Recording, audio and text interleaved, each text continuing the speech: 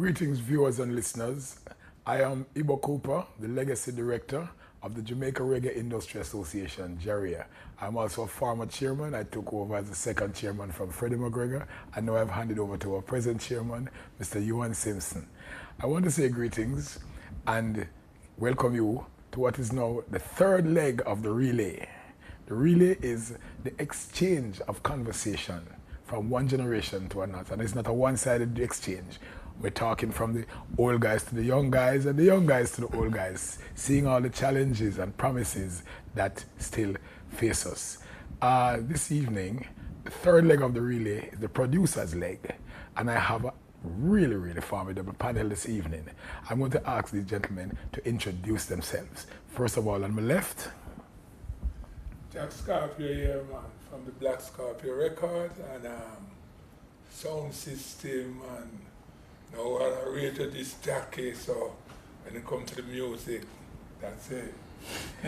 And now the youngest member of the panel this evening. Yes, my name is JLL. I'm a music producer. I've done tracks with Chronix, Governor, Protege, Drake, upcoming artists like Jazz Elise, Savannah, Lila Ike. A lot of very broad ranges of music genres, but mainly rooted in Jamaican music. And of course, someone who I have something to do with, I don't know how it goes. So I remember one part. Rumor has it. Rumor has it. Rumor has it. Arif Cooper, record producer. I've done hits such as DeMarco, True Friends, World's a Cycle by Richie Spice, Rise in Love by Elaine, Hold My Hand featuring Sean Paul, tracks by Vibes Cartel, TikTok, Credit Alone Done,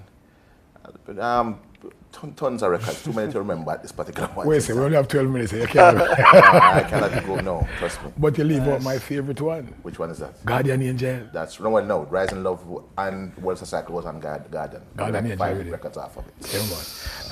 Gentlemen, before we go on into deeper discussion, I really want to use the opportunity to expose what you have coming up. I know you would like the public to know. So Jack, what do you have coming up? We have a young artist who I work with, named Kevin Clark. He's a wonderful singer, and it's a little young artist who, the first time I put him on a record, from 1985, I do a song with Half Pint, and this is a young man. One day I have a little audition and he come and have a hear the voice. I said, no. And he's 11 years now, I don't go back. I start producing about 11 and give me son. When I hear this voice, and I said, boy, no. This is a savior for reggae music. I've worked this, I hear you. It's going on beautiful. I'm matter of fact, I'm working Rebel Salutes. Nice. Last night, which was a great performance, and you know, he's doing his thing, wonderful singer. So the future of the music is strong. He's the future of the music, he's the future of this great music we call reggae music. Yes, sir. Jail, what you have coming up? All right, I'm working with another upcoming artist, like you said, of Jack, named Courtney. So she is a reggae artist, dancehall artist, but also open to different genres. We're working on an EP and looking to release a single coming soon with a music video. Nice. Arif, what you have coming up? Okay, well, shameless plug, Child Black album is coming out. No excuses. I have a track on there. Nice. Please support it. Right. Again, tons of projects. Currently out now, rhythm called Brand New Old School. I know the Spotify numbers is gone. It's gone over like 600 combined streams on Spotify right now. So, you know, since September, you know, it's out there, so you can go and check it out. It's also on, you know, iTunes. Working with Vanzo, who was a former Magnum Kings and Queens contestant. You know, we're trying to build his, you know, because he has a lot to contribute in my, you know, estimation. Too many things to mention, trust me. Reggae project coming out, which will feature Dwayne Stevenson, Charlie Black, Christopher Martin, amongst others. You know what I mean? Right. Yes. Well, people, the future of the music looking bright. 2023 is supposed to really turn up, as I would have said. Now, I have been teaching music business at the Edmund College of the Visual and Performing Arts, and as part of it, we have to define for the up-and-coming musicians and other practitioners some of the terms we use in the industry.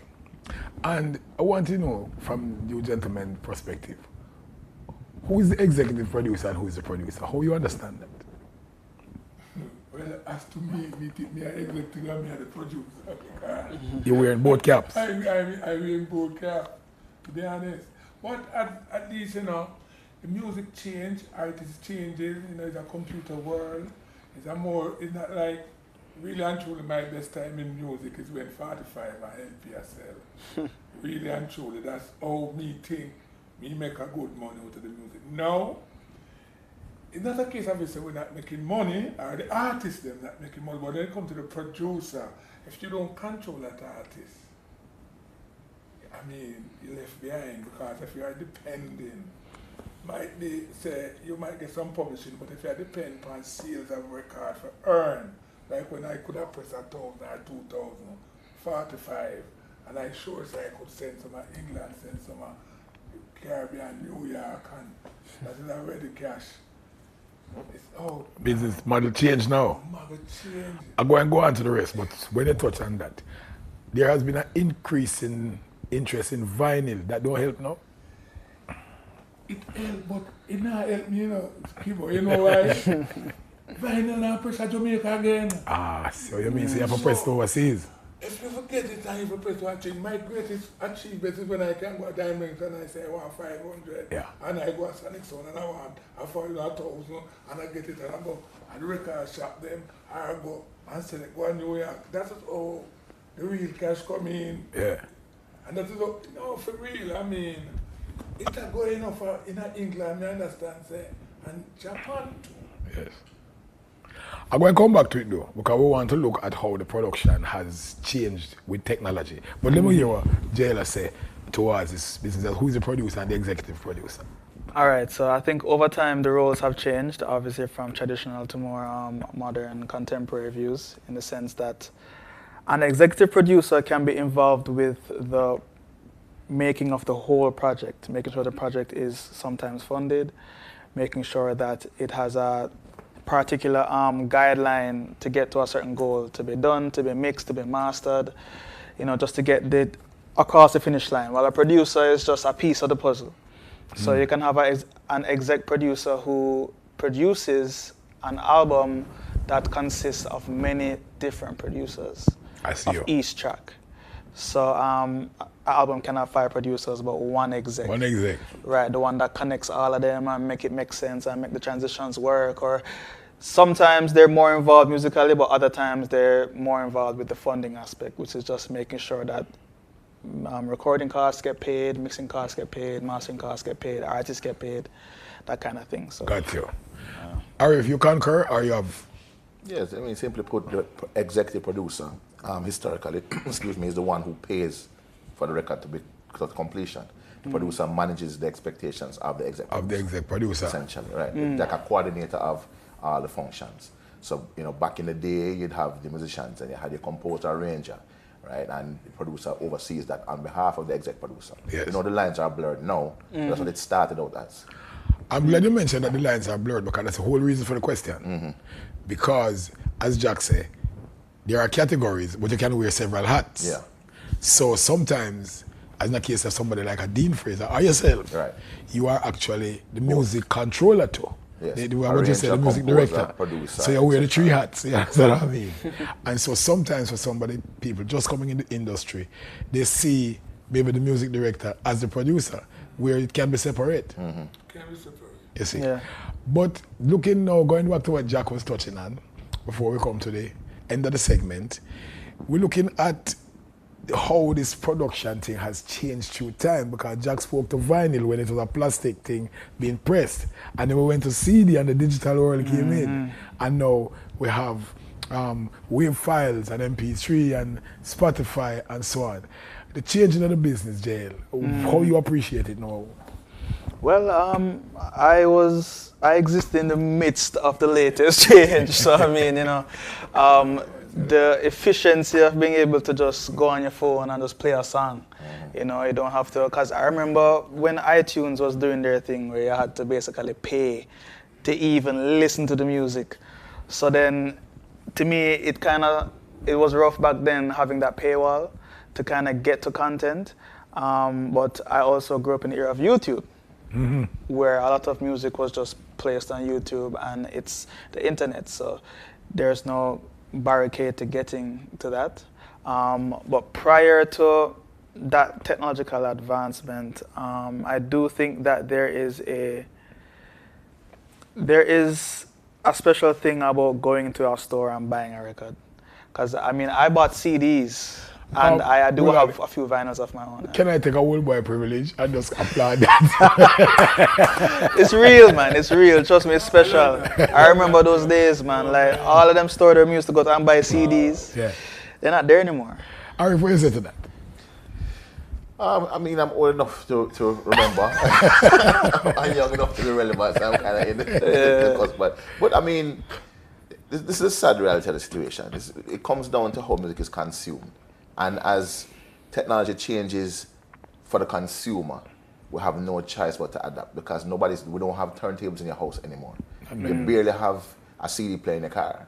Yes. Unfortunately, we just have to adapt to that, To touch on what Jack was saying earlier, and I mean Father Scott was saying earlier, when it comes to the aspect of the producer, what happens a lot of time is that the physical creation of the master was beneficial to the producer because you had to create that master. Now it's all digital, but there's still that right. So it comes down to, how producers cash in on that right. We know the rates differ and all those things, but yeah.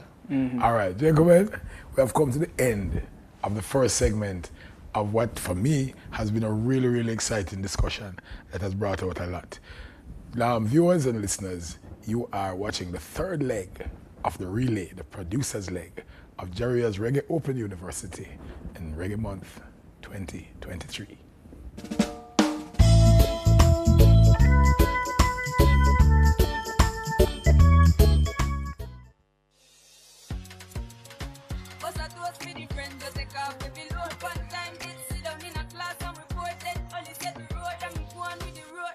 Jamaica, the land of Bob Marley, Marcus Messiah Garvey, Usain Bolt, and of course, Reggae Month, the only month-long reggae music festival on planet Earth, where something reggae happens every day in the month of February, ranging from mega reggae concerts, reggae award ceremonies, and educational symposia on reggae.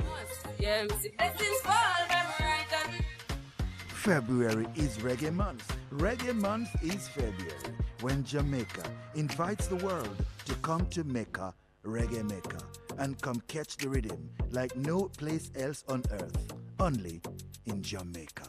And that's how I made to give him the door, breathe, I'm in the lies, and Jano say my passion ignites it. For the music get me excited, I'm coming like a boss. Reggae is global, reggae is everywhere. Yeah, reggae is my life, I've gone to reggae, I walk out saying dead or something. We have something which the world crave even right now. Reggae is internationally known.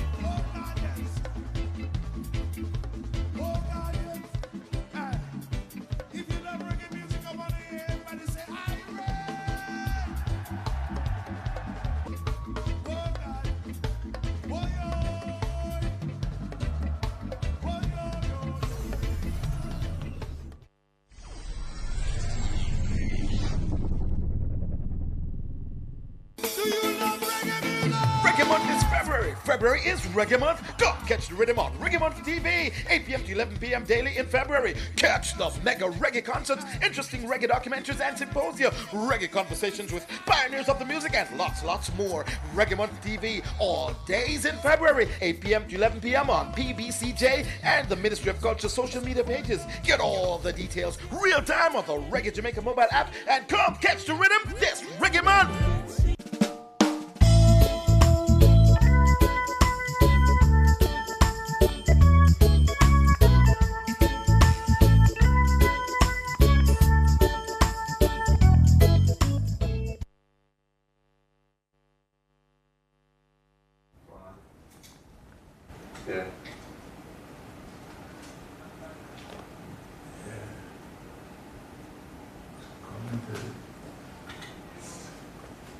Yes, to welcome you again to the second segment of the third leg of the relay, the producer's leg. And you know, say athletics are our thing, right? And this now, you know, the 4x100, you know, I want to go forward to a time when I have a guy named what? Blake, you know, Johan, you know, when him catch that third back, you know, go around and hand to bolt, you know. Yeah, so here we are with the Jamaica Reggae Industry Association, JARIA, Reggae Month 2023, Reggae Open University. We're talking to producers who have excellent track records throughout the years. And we're talking about when there was vinyl, we're talking about when there was CDs, we're talking about now that there are files, now there's Spotify, now there is iTunes and YouTube, of course. TikTok. Industry right now. Yep. Man alive. TikTok around the thing. Yeah. Well, gentlemen, your role as a producer in terms of a lot of controversy that sometimes happen about what is being produced. I don't know who want to jump on this one at first, because you know what people are saying out the street. Everything from lyrics and content and moral issues and all them things. All right, it's an interesting thing because I am a supporter and an advocate for the culture, and the culture as it is defined as, you know, the collective behavior for people, you know, the pattern for people, how they think, how they move, how they act. And when people make songs that are, you know, within the culture, they make what they live and what they experience. But you also have to align that with your personal values. So even myself, I try to make sure I align myself with things that I can at least relate with, you know. But at the same time, I don't want to squander people's expression of their circumstances and their life, just as long as I personally don't feel it's like a negative attack, you know. And I think just as long as it's not like a negative connotation to the lyrics and the words, to an extent to that it's tarnishing my personal values. Yeah. You feel a sense of tension between the generations in that regard? You feel like the older guys are some youth will not produce too much violent stuff or too much sexuality? But that's always been around. I just think the youth them nowadays are a little more, they're more bold, let's say, with it, and brash with it. So they will say they'll be more specific. I think back in the days it was more cleverly written. You know, it was a little more nuanced in the sense that, because you know, you have things like Sting and them things there that always encourage some sort of, you know, violence to a degree. But I do think people will just always tend to sing, you know, where they grew up on, like Movado, Cartel, and even the clash that happened in that era. So it's just like, yeah, there is tension, but I don't think any one group of people is to blame. I really do think that there has to be a collective discussion like we're having now to really come to an idea of what is it that we all want for everyone's collective consciousness. Or if you feel the youth them get too much bashing from the older folks? To some degree, but again, it comes down to the motivation of what's the bashing for, what's behind the bashing. I think sometimes you find that people use, you know, a soapbox argument to kind of bolster the fact that they're not really as you know, they don't have that much, you know, public control or you know influence as they would like to have, right? Which first, let me start by saying art is subjective. What's art to you might not be art to me, right? So any form of censorship is wrong, but there's also time and place, and also, you know, purpose. Because, for example, in the example of a sound clash, I don't think we want a kumbaya dub plate in a sound clash, right, Father Jack? You know what I'm saying to you? You know we want an aggressive, you know what I'm saying to you? We want a thing to say, stamp your class, so it comes down to purpose. Also, when it comes to the youngsters, it's kind of hard to curb something about invested in from morning. So it's best if you at least have a say in what they do, to be like, okay, I don't think you should do that. But if it's kind of, so to come in on the back end and be like, oh, that is, it's ridiculous, right? You have to show some support, because a lot of these artists have songs and they themselves, you know, would, you know, try to be positive, but if it doesn't get this level of support, then what happens there? Yeah, here comes the market. But Jack, would you restrict your artists? You have a youth artist, you say you like this youth Yeah, definitely. Over the years, I restrict artists to what them going to say on the mic when I produce them. I don't produce nothing. To put it this way, honestly to God, I don't produce nothing what can play on radio. So you know where me stand with that. So you don't do the clean version. No. I don't be the raw people. version. I don't work with that now. I work with that. If an artist come to me with that, I tell him, say, no, I don't do this. I have history in this, you know. No disrespect. One of the baddest tune in a dance hall is what Shabba Rankin do, you know. I don't really want to call the word, but they love. That's you know, right. No matter. I was the first one to give to, you know. When I mean dynamics, I voice it. I say, Shabba, you know, so I don't voice song I can't play on radio. And they come to one of the biggest songs. I don't have anything against that. Yeah. But what I want to tell my young artists them is that is not a bad song enough. You have Echo Wooded, you have Yellow Man, Exactly. but a different type of thing to what the youth have said. No. Serious. The youth have said, they want to cut the girl. No. Well, it's not needed. See, like you get once you take up the gun, you can say, I love my brother and I see a melody. When you check it out, you can use a good lyrics and in a melody. I don't want to kill them because as the Jews say, I want them grow up in and what them do, but my brethren just say a while ago, we need to curb them. For me, look at the artists like my son and my pitney, you know. And me say, you have some kids, we are getting grandchildren now. Our job to guide them, you know. That not say them not hear the badness, but we have to say to them, say, no, that's not right, you know. So it's the same thing with the music. So if we can educate the younger one and tell them, say, you can be like a portrait who just win a Grammy and do some conscious tune, and you can be a Chronics there. It can work, and the message in the music, it matters. It no matter what rhythm, whether it's on dancehall rhythm or any rhythm. For rhythm is the rhythm where you dance with. The melody is what you say.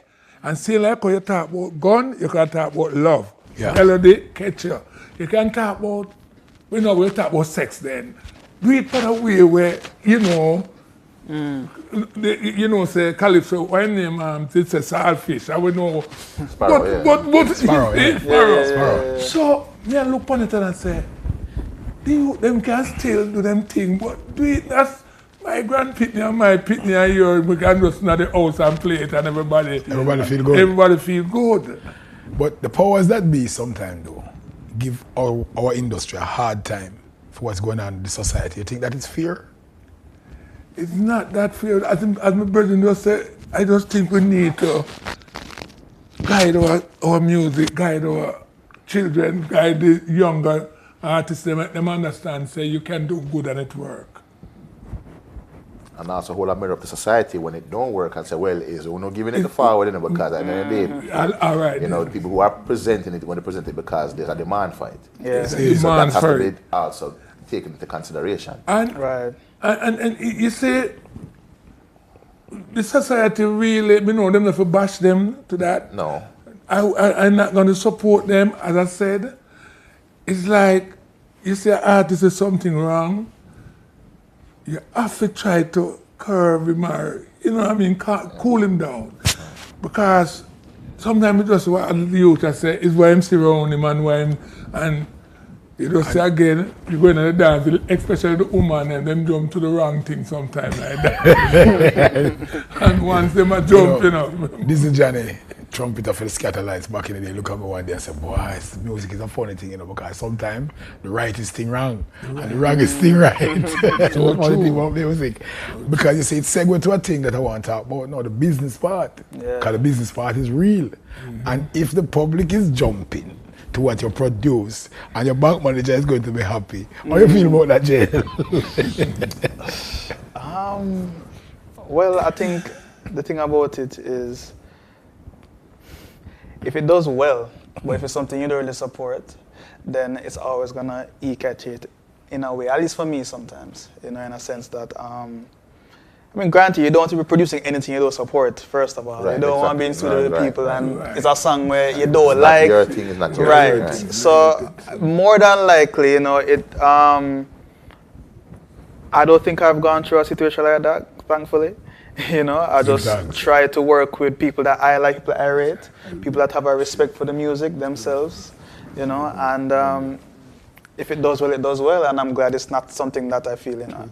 So what seems to be a consensus right across the board, at least with this panel, is that if you don't feel it, in our producing. Right. Yeah, not your alignment in our producing. For example, I mean, not picking on him specifically, I think Xchange is very talented, but I wouldn't produce the records for that. It's not my thing. You understand? There's no doubt in my mind with the first time I heard him, because I mean I wear other hats as people like someone that plays the music. When I heard him for the first time, I was like, okay, this is definitely something. This is going to be something, right? But could I, you know what I mean? If he was in my camp or I had access to that level, I'd be like, perhaps I would try another direction. But would he be open to it? I don't know. I'm just using him as an example. I hear right? But it's kind of hard to tell him at this point, don't do that when he has had success with it. That's the weirdest dynamic. That's the business part of it. Yeah. You see? And also, the internet is interesting because it is not as restricted as terrestrial radio. Yes. You see? I mean, I know people who were radio jocks on terrestrial radio and they were restricted, and then was going to start a digital radio station and them can say and talk anything. Yes. But that was the genesis of the pirate radio movement in the UK. Yes. Right. Yes. And let's face it, you know, pirate was a whole heap of people. Can I tell you? That's not a statement. Yes. Because I mean, believe it or not, somebody like even Freddie. And Freddie's concept wasn't out there, but pirate radio really helped to get that over. And so, well, ladies and gentlemen, listeners, viewers, we are now at the end of the second segment of Relay, leg number 3, the producer's leg. Jamaica Reggae Industry Association, Jaria, presents Reggae Open University 2023.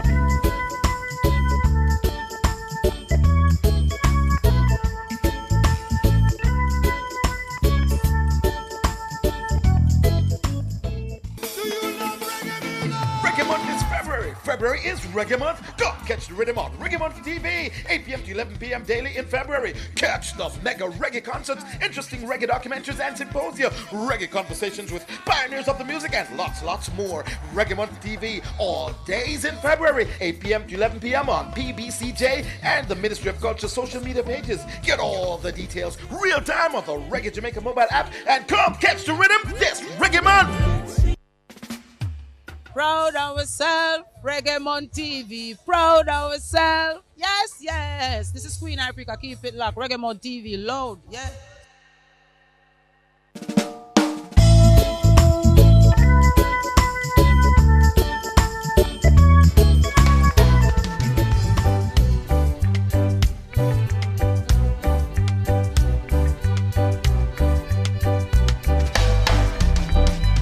So take your time.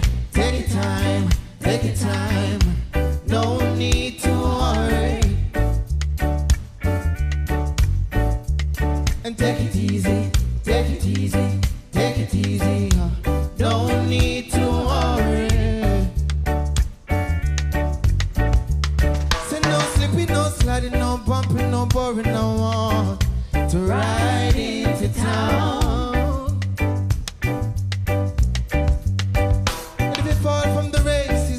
Disgrace, just pick yourself from off the ground, yeah.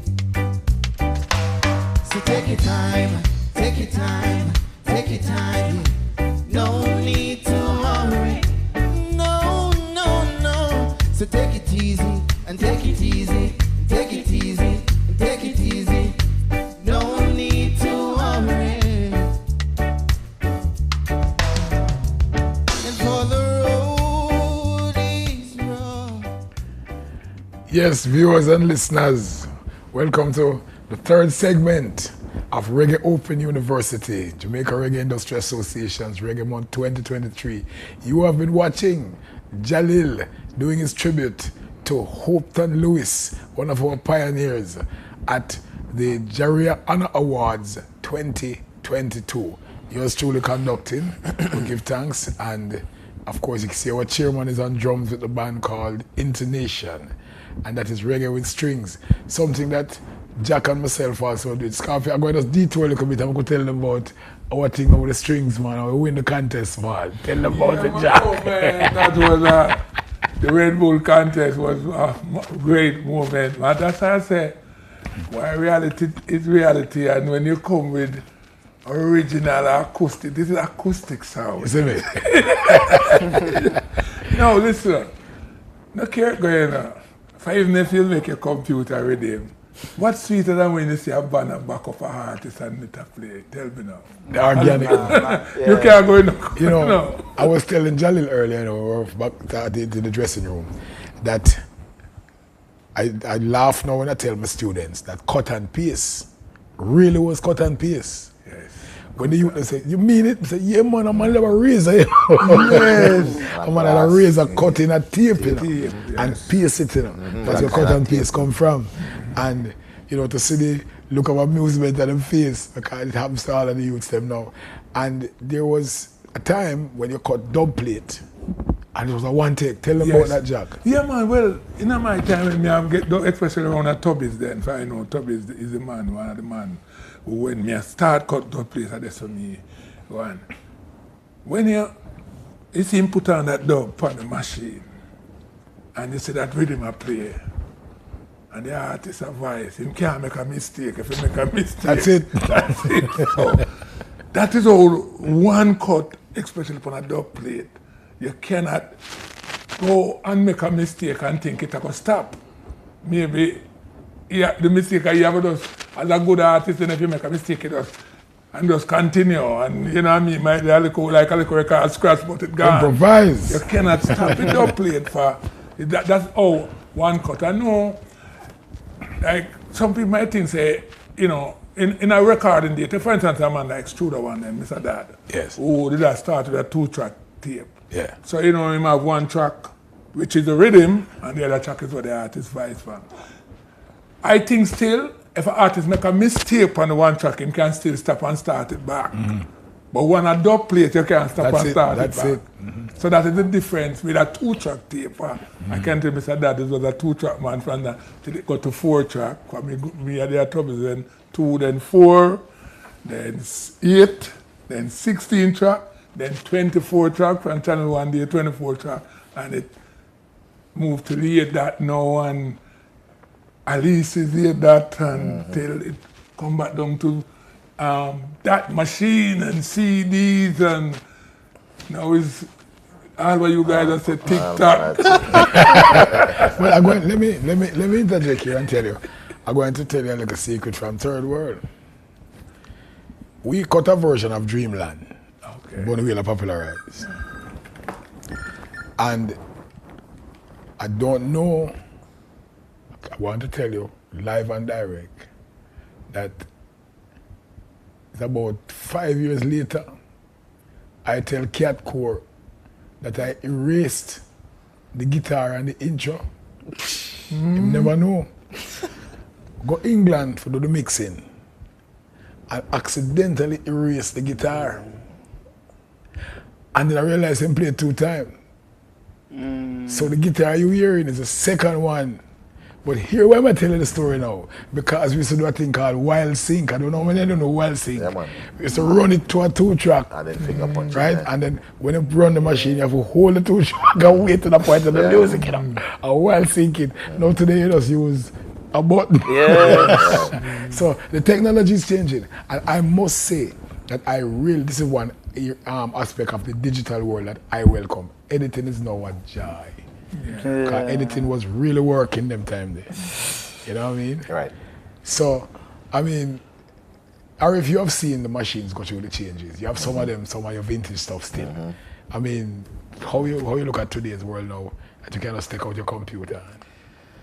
Well, you know my thing with it. I mean, well, for those who don't know my stance, the principle is still the same. There's a time that is diminished and changed. Because even the whole concept of a computer, it's our composition. So if you compose foolishness, and it's going to be foolishness, right? For example, one of the technologies a lot of the producers use nowadays is called splice. That we should get musicians that have played lines and the lines that can pitch it and add it, but it still has to be played properly. Yeah. You understand me? So I mean, you know, I don't. You use Splice? Barely, but I know of it though. I've seen it used. I have never used it. But after the rhythms that are nowadays they get from that account, but still from musicians that have played lines and stuff. So they just compose now and putting stuff together. It might be easier, but it still requires a certain level of musicality and musicianship. So the principles are still the same, no matter the technology. That's where I am with it. All you save is really the time and how much more productive you can be. True. But JL, you in your production now, do you mix live playing with your programming? Yeah, and it's more desirable than ever before because I have a track called Ups and Downs with Hector Roots Lewis. And I have another track with him called King Said, which is like a full live tracked reggae rhythm, you know, classic kind of roots track. And to me, honestly, that kind of feeling, every time I listen to something classic, something that was done in the days that you guys had mentioned with the tracks, like the feeling of it, you know, the simplicity, but also the groove of it is very unmatched. And I've spent a lot of time trying to recreate that digitally. And you can get close, you know, because obviously reggae had this digital age where it was just, you know, the sequencers making the rhythms, but you get close, but you don't get quite there.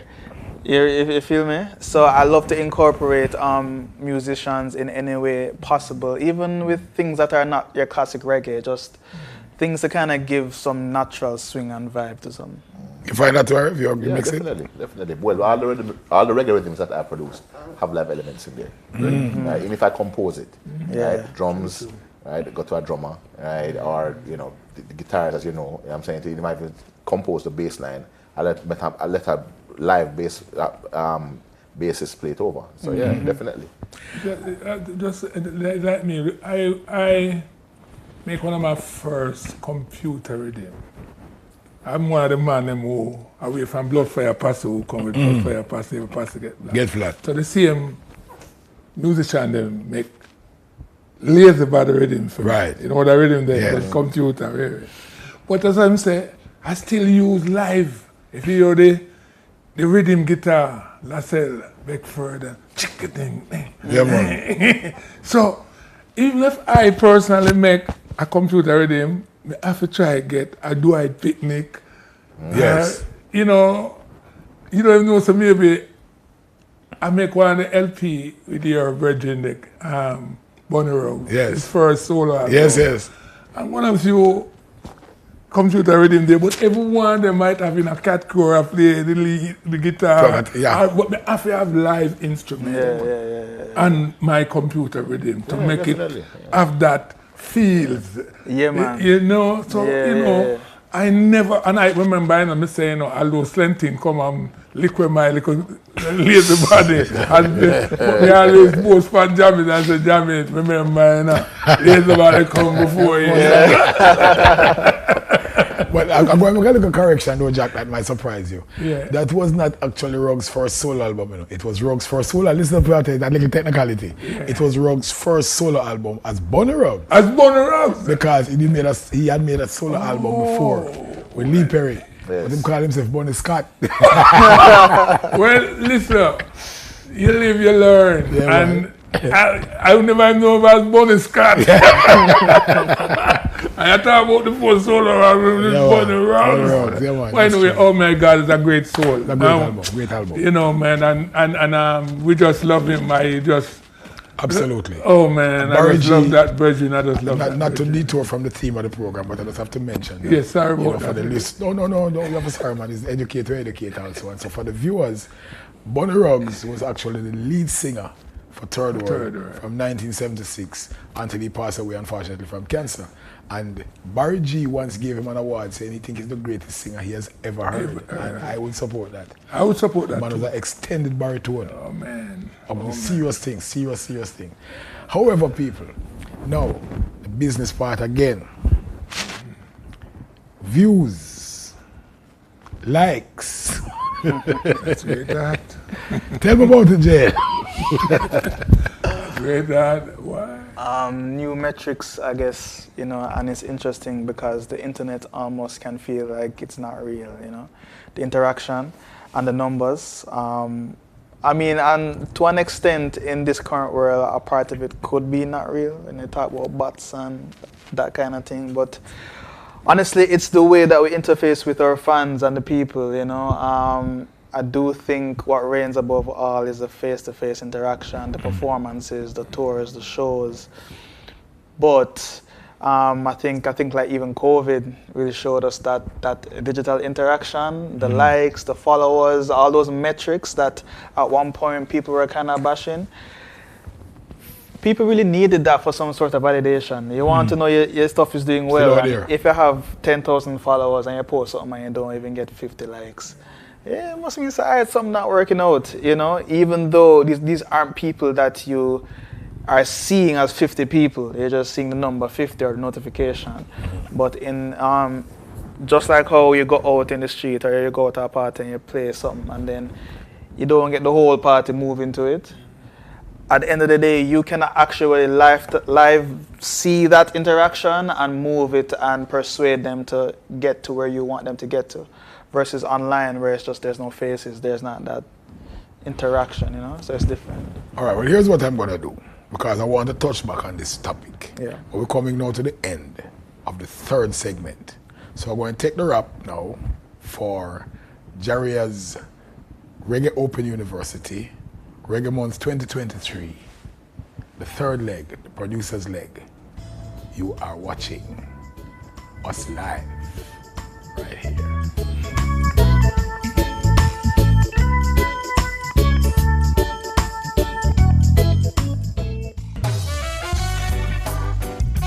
It's a musical journey with Freddie McGregor. Big ship sailing on the ocean. Bring him on now one more time. Make we hear the massive again. Bring him. A big ship sailing on the ocean. Freddie McGregor is a singer from Clarendon who, at 7 years old, wrote a song called Roll Dumpling Roll, which took me to Kingston, to Coxon Studio 13 Brentford Road, popularly known as Studio One. And it began from there and hasn't stopped since 1963. So many people wanna see me stop loving you. Oh, well. Watch this Reggae Month special this Sunday, February 19 at 8 p.m. on PBCJ.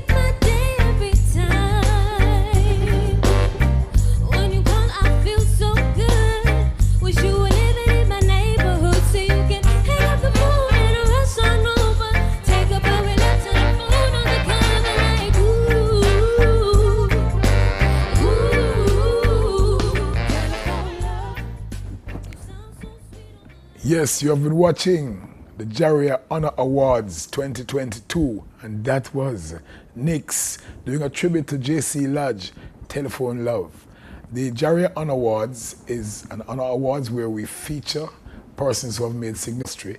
And we do have popular categories, but most of the categories are voted for by a panel because we try to let people know who have been those significant bass players and producers and engineers and guitarists, and many of whom have gone before. Because one of the work that Jaria does is to edutain, to entertain you and let you know what has happened as we move forward. But right now, you're watching Reggae Open University 2023, and we are in the final leg of the final segment of the third leg of the relay, the producer's leg.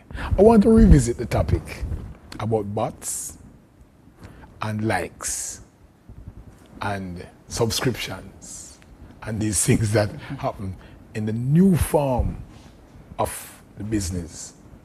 YouTube, TikTok, Spotify, Bandcamp, you name it.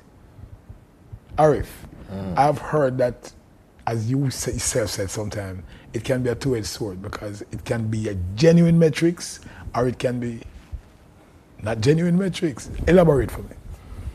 Well, I mean, the whole thing with people purchasing views and, likes, it's a double-edged sword. It's not a black and white topic because you have to look at it also like promotion.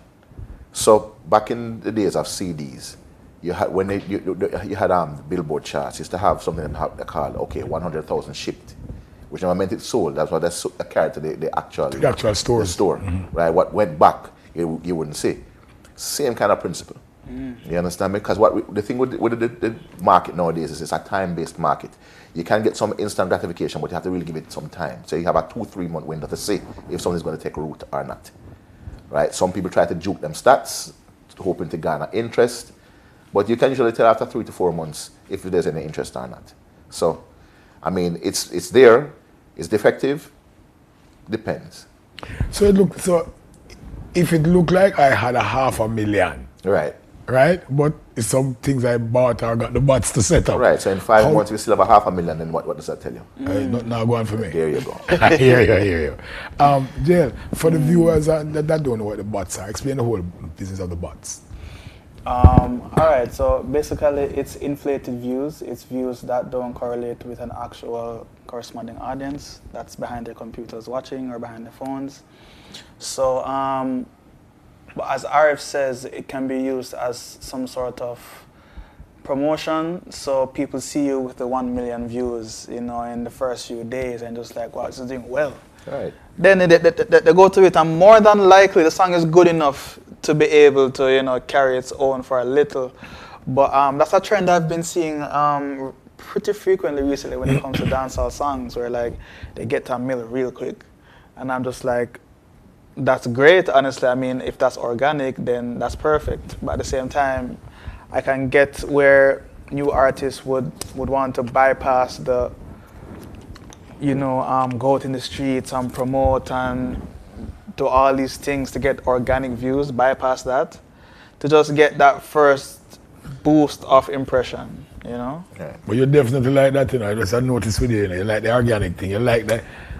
Yeah, I mean, it also boosts. Sorry to stick it. I mean, it also the boot. It's not really 100% fair to say it. It's not because it's not a human view. Will still have view because if the computer is playing it, somebody sets up a network of computers that will play something repeatedly. It's not a human view, and it's still monetized. So you still get money back from it, right? You still get paid from it.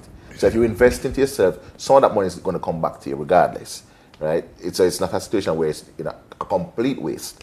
But in the current culture where people the consumer wants to know, okay, this is what is happening, this is what is trending, I want to be a part of that. You want to be in the conversation, so what are you going to do? You're going to walk around singly and hand every single song to everything. That's not the market nowadays. That's not where we are. So different kind of thing going on now. Yeah. Jack, how is your internet thing going? Well, why my internet thing at this moment is as I said, it's quite a while I don't produce, and I've been producing this young man, sign him up, and I look upon it and say, yeah, one of the ways I think for earn from him, yes, but I like to get the views, but I think promoting him to make the world knows him, that they can book him. I think that's where the money at now is from the artist going to go perform, and as long as him can please the audience and grab the audience, just like when Bridget said, you want to see 50 people for you and they might enjoy themselves, and that 50 people will lead to 50,000 then, because them will tell one, oh, this guy is great, and people will come out. I think that's where I see where the money at now. I mean, yes, the views can give you some little extra, but I don't see it as a big, investment now where we can earn from as a producer. Yeah. The actual thing now is an artist, if him really make the public love him. It's really just a promotional tool. The older music, from Mentor to what I call international reggae, or even old school dancehall, How does it influence your production now as a younger producer? You listen to it, does it influence you?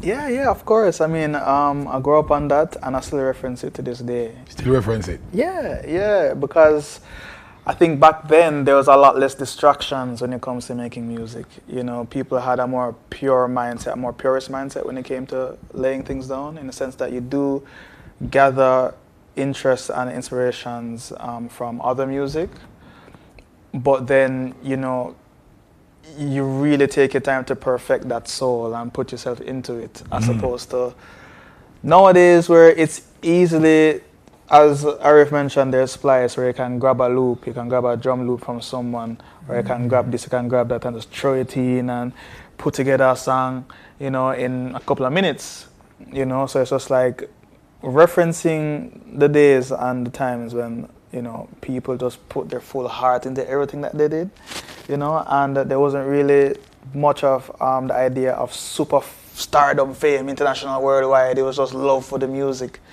So it was like, it's hard to really hear that authenticity as often as it was being produced constantly back in the day.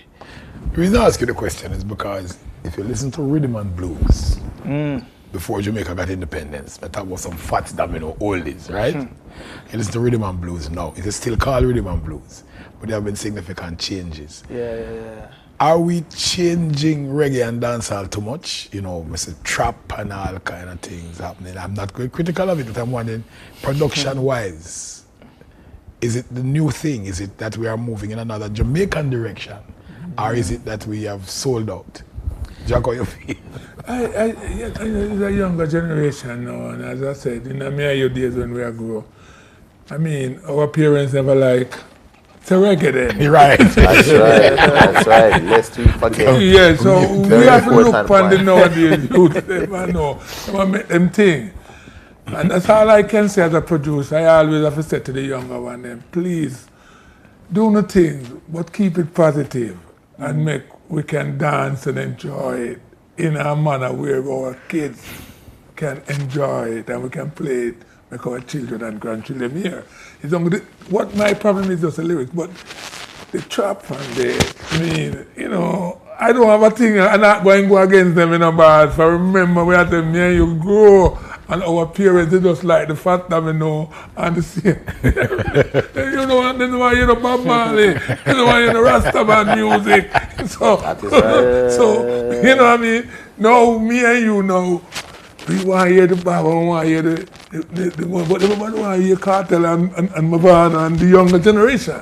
So, I can't take it away from them. Arif, you were instrumental in especially Cartel's earlier career, and your name's still good, right? There has been a lot of criticism about content with him, right? Looking at what's happening today now, I mean, is Cartel still relevant?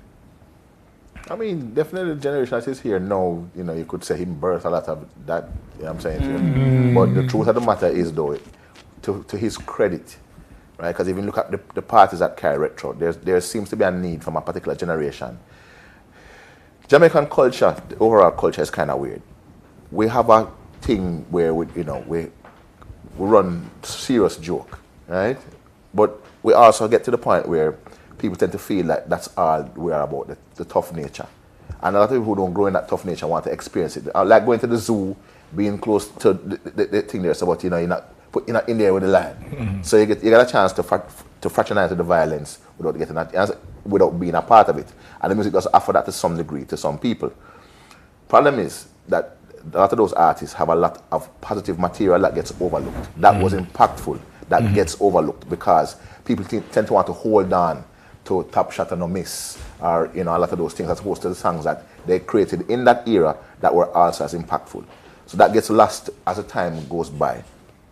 But I mean, they have a whole cadre of songs that are, you know, are positive. Not making an excuse because, again, art is subjective. So they created art that was for some people and art that was for other people and it came from their heart. But people tend to hold on to, as time goes by, the more negative aspects. And that gets developed. Yeah, come on. We're down to the rap, right? And I just want to talk about the production future. Right. 10 seconds each. Unfortunately, that's all we have. Future of the production. As I said, we just want one positiveness in the music, it will live for the next. It's like the Bible. Good music live like the Bible, you know. Yep. And we just want the youth them to know. Just think about going to the studio and do good music for our people. Yeah, I would say collaboration, innovation, and respect for what came before. Change is inevitable. Only music alone shall live. Music is fine. It's going to grow, evolve, and change. And what's going to stay is going to stay. What's going to go is going to go. Viewers, this has been the third leg of the relay, the producer's leg. You have heard from Jack Scorpio, JL, RF Cooper, and yours truly. Jamaica Reggae Industry Association, Jaria, presents Reggae Month, one more year in 2023, and as you can see from the producers, it's positive enough. It'll go forward.